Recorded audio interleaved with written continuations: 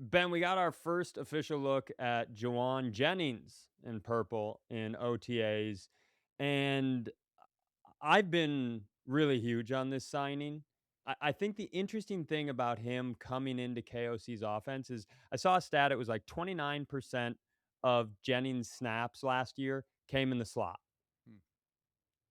KOC loves to be able to move guys all over. This isn't, we're not looking for Wes Welker here in this offense. He loves to move Jefferson and Addison in, then back out. Jennings will be able to play all over the field.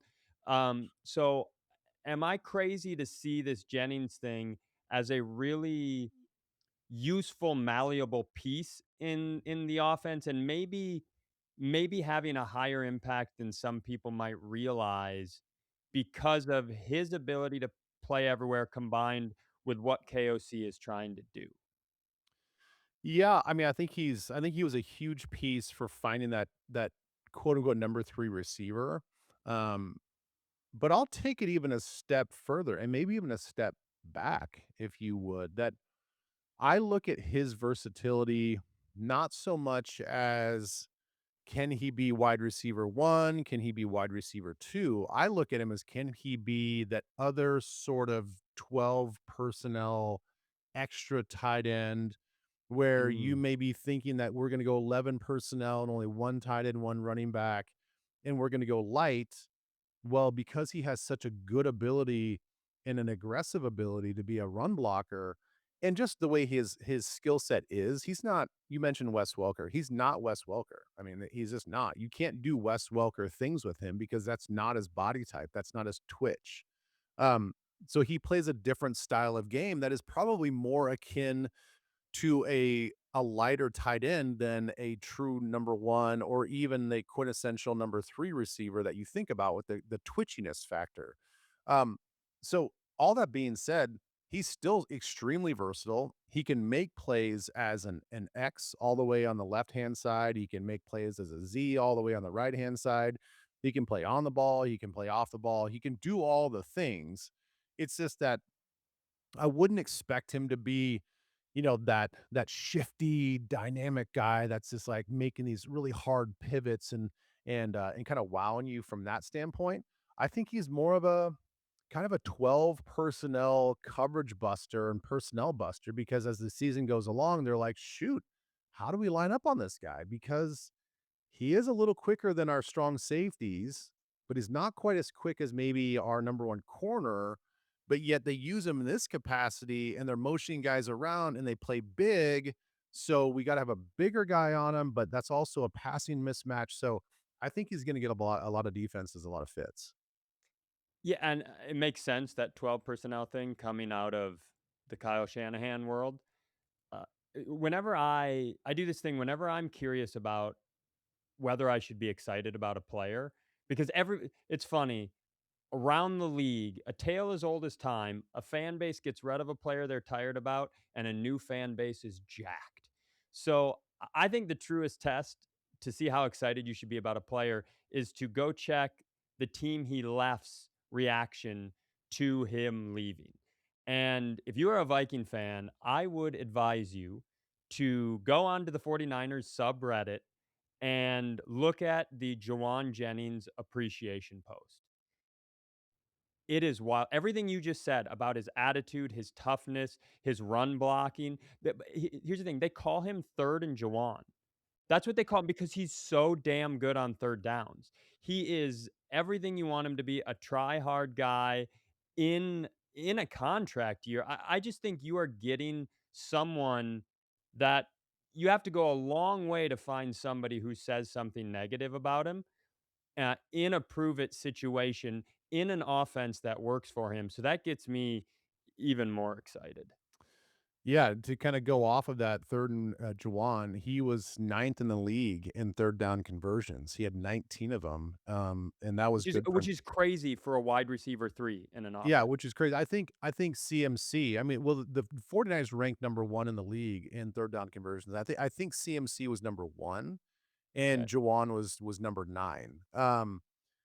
Going back to what I think it's a good resource to look at some of these Reddits and some of these, It's not the I'm gonna fan tell you, it's not a healthy one. It is not a No, health. It's a probably good, not. but it's not a healthy resource. But in a situation like this where I think you really get the pulse of the fan base, I mean, it's a great place to look.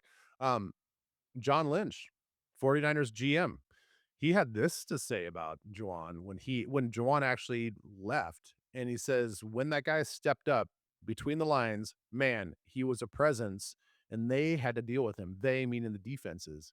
Um, this is John Lynch, Hall of Fame safety that played the game the way it's supposed to be played. Um, that's him giving a wide receiver compliments about his physicality and his attitude when he's between the lines. That's what we're getting to get out of this guy. And that's what the 49er fan base, that's what they were saying on those Reddits was like, "Man, we appreciate it." Like he plays football not from a prima donna wide receiver standpoint. He plays football from a tough man standpoint. And I think everybody will appreciate that. Now, I mean, listen, if you're the Cleveland Browns last year, you probably didn't appreciate some of the things that were said. Um, he had a couple dust ups on the field where he may have said some things that probably weren't in the best But sportsmanship.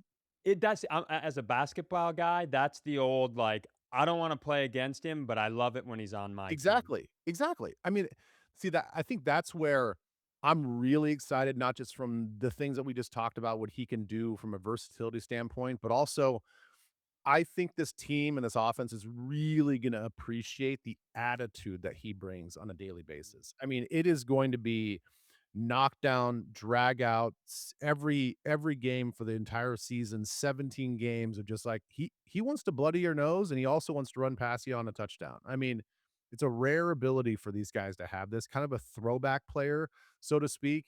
And when you're getting the high praise from one of the most physical safeties that's ever played the game, I mean, that means a lot to me. This time of year, everything's on the potential spectrum, like, it could be this or it could be nothing, and, as fans, we like to get way down the "it could be," but I will say the most intriguing part about him is I think his ceiling is so high at that position, and it adds to kind of this growing theme with the offense, which is a quietly high ceiling. Now, how realistic it is, but there's a world where Jauan Jennings comes in and you go, "Holy sh! This is the best wide receiver 3 we've had since, Jake Reed. This guy is such a problem in this offense since you have to pay attention to those guys." There is a world where Damon Claiborne, the running back kid, comes in, gives you a handful of snaps a game, and adds the sort of home run threat that defenses have to at least pay attention to. There's a world where Kyler Murray, steps in with KOC and gains some of that potential. Like, there's just so much waiting right there. The offensive line is another one. They weren't healthy last year. There's a potential that whatever we thought that was goes to here. Is it likely that all those things hit the highest side of that spectrum all at the same time in the same probably not, but I don't think it's completely unrealistic either. And so if you're thinking it from like a gambler's mindset, like not putting money on the game, but just like that sort of mindset, your odds that these 3 to 4 spots make kind of an interesting leap and land further near the what if side. Whew, it takes a team that was 9 and 8 and had a lot of question marks and makes them interestingly scary on that side of the ball to pair with what we already know Brian Flores is gonna do on defense.